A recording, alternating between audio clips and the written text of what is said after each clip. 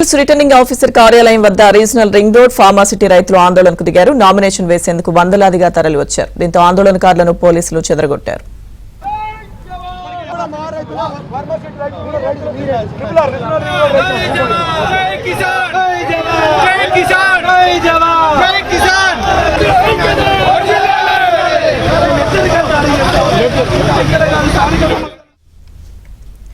Jubilee Hills returning officer కార్యాలయం వద్ద regional ring road pharma city రైతులు ఆందోళనకు దిగారు. నామినేషన్ వేసేందుకు వందలాదిగా తరలి వచ్చారు. దీంతో ఆందోళనకారులను పోలీసులు చెదరగొట్టారు.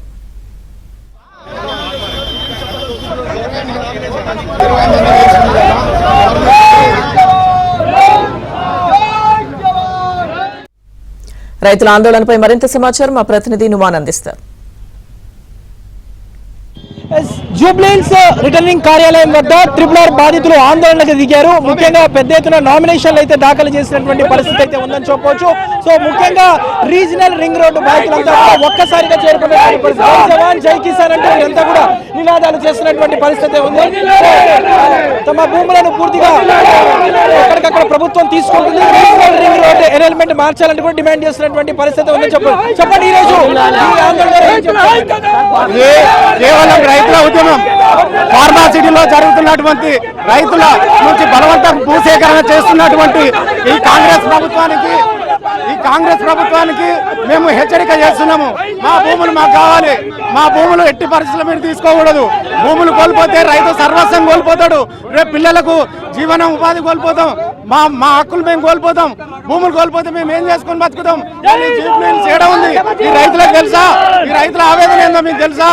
అలాంటిది మా పంట పొలాల్లో ఈ ఫార్మా కంపెనీలు తీసుకురావడం ఎందుకు? మా భూములు మాకు కావాలని మేము కోరుకుంటున్నాము. ఓడగొట్టాలని మేము నామినేషన్ ఇస్తున్నాం. మాకు మాట మార్చి మమ్మలను మా భూములు మాకు ఇస్తామని మేము క్లియర్ చేసి ఇస్తామని ఇలా మాట మార్చి మా రైతులను మా భూములు గుంజుకోనికి ప్రయత్నం చేస్తే మేము నామినేషన్ వేసుకోనికే మనము చూడొచ్చు. అందరూ కూడా ప్లకార్డులు పట్టుకుని ఓవైపు రీజనల్ రింగ్ రోడ్ బాధితులు, మరోవైపు ఫార్మాసిటీ రైతులు, భూములు కోల్పోయినటువంటి రైతులందరూ కూడా ప్రభుత్వము వెంటనే నిర్ణయం వెనక్కి తీసుకోవాలంటూ డిమాండ్ చేస్తున్నారు. మరోవైపు వీరందరూ కూడా జూబ్లీహిల్స్ ఉప ఎన్నికల్లో పోటీ చేస్తున్నటువంటి పరిస్థితి. దాదాపు ఇప్పటి వరకు 50 మంది ఫార్మాసిటీ రైతులు కానివ్వండి, రీజనల్ రింగ్ రోడ్ రైతులు నామినేషన్లు దాఖలు చేశారు. ప్లకార్డులు పట్టుకొని వారంతా కూడా పెద్ద ఎత్తున నిరసనలు దిగినటువంటి పరిస్థితి మనకి ఇక్కడ కనిపిస్తుందని చెప్పొచ్చు. చెప్పండి, ఏం చెప్తారు?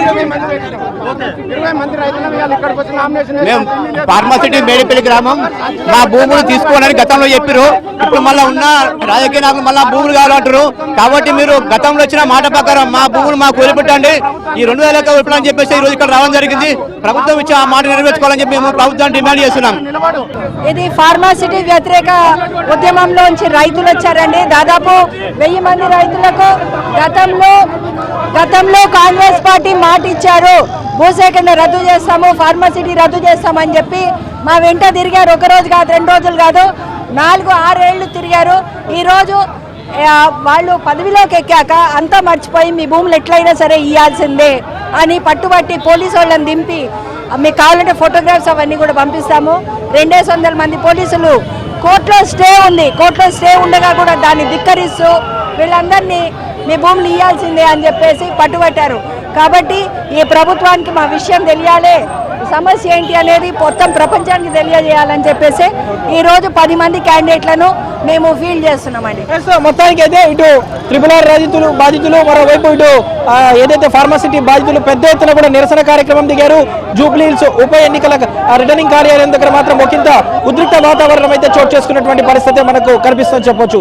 ఇది జూబ్లీహిల్స్ రిటర్నింగ్ కార్యాలయం దగ్గర ఉన్నటువంటి తాజా పరిస్థితి. వీడియో జర్నలిస్ట్ శ్యామ్తో నుమాన్, ABN ఆంధ్రజ్యోతి.